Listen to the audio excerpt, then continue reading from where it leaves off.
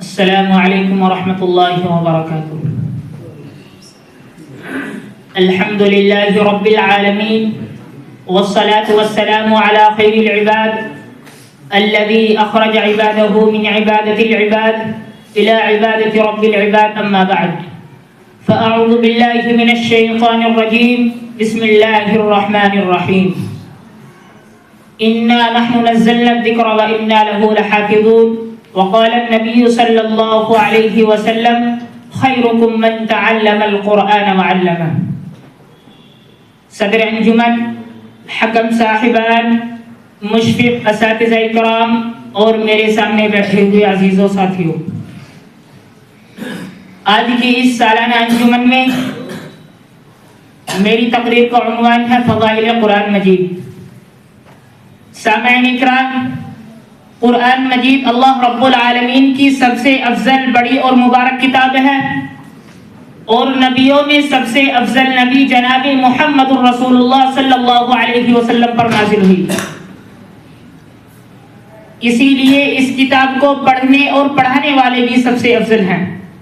جیسا کہ اللہ کے نبی صلی اللہ علیہ وسلم نے ارشاد فرمایا خیرکم من تعلم القرآن وعلمہ. تم میں سب سے بہترین شخص وہ ہے جو قرآن کو سیکھے اور سکھائے. سامعین اکرام، قرآن کریم کے پڑھنے سے مومنین کے ایمان میں اضافہ ہوتا ہے، اور اس کتاب کو پڑھنے سے اللہ، اس کے کلام، اس کے رسول اور آپ صلی اللہ علیہ وسلم کے صحابہ سے محبت بڑھتی ہے، اور زیادہ سے زیادہ قرآنی تعلیمات اور رسول صلی اللہ علیہ وسلم کی سنتوں سے آثار صحابہ پر عمل کا جذبہ بیدار ہوتا ہے.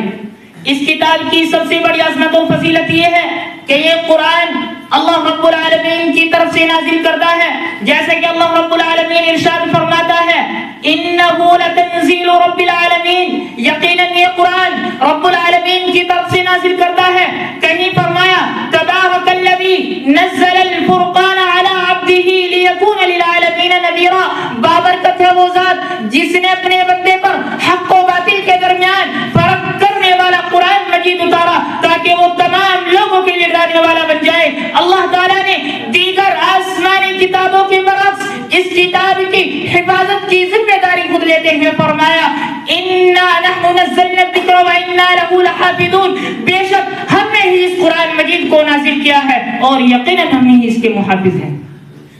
سامعین اکرام، قرآن مجید قرآن مجید ایک ایسی کتاب ہے جو بے مثال ہے. اللہ تعالیٰ نے بار بار یہ چیلنج کرتے ہوئے فرمایا کہ تم فصحاء و بلاغاء مل کر بھی اس جیسی ایک صورت بھی نہیں لا سکتے. رب العالمین نے ارشاد فرمایا وَإِن كُنتُمْ فِي رَيْبٍ مِّمَّا نَزَّلْنَا عَلَىٰ عَبْدِنَا فَأْتُوا بِسُورَةٍ مِّن مِّثْلِهِ.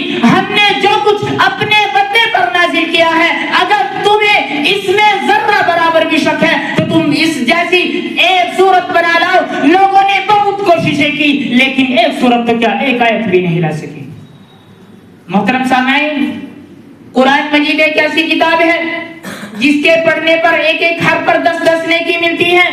جیسا کہ عبداللہ بن مسعود رضی اللہ عنہ سے روایت ہے کہ رسول صلی اللہ علیہ وسلم نے ارشاد فرمایا من قرأ حرفا من کتاب اللہ فلہ به حسنة والحسنة بعشر امثالها لا اقول الف لام میم حرف ولكن الف حرف ولام حرف ومیم حرف.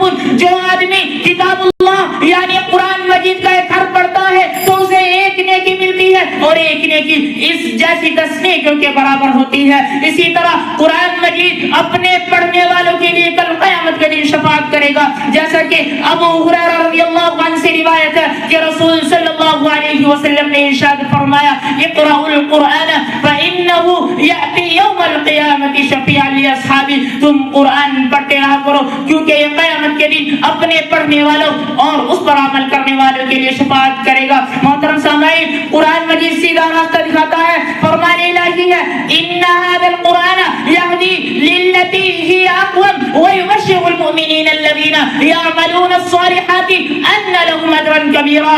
نیز فرمایا قد جاءکم من اللہ نور وکتاب مبین یہدی بہ اللہ من اتبع رضوانہ سبل السلام ویخرجهم من الظلمات الى النور بإذنہ ویہدیہم الى صراط مستقیم. سامعین اکرام، خلاصہ کلام یہ ہے قرآن کے بے شمار فضائل ہونے کے باوجود آج ہم قرآن سے غافل ہیں. لہذا ضرورت اس بات کی ہے کہ ہم قرآن کی اہمیت و فضیلت کو سمجھیں اور اپنی زندگی میں قرآن اور اس کی تعلیمات کو اہمیت دیں. اللہ رب العالمین سے دعا ہے کہ اللہ رب العالمین ہم سب کو فضائل قرآن سمجھنے اور اس کے مطابق زندگی گزارنے کی توفیق عطا فرمائے.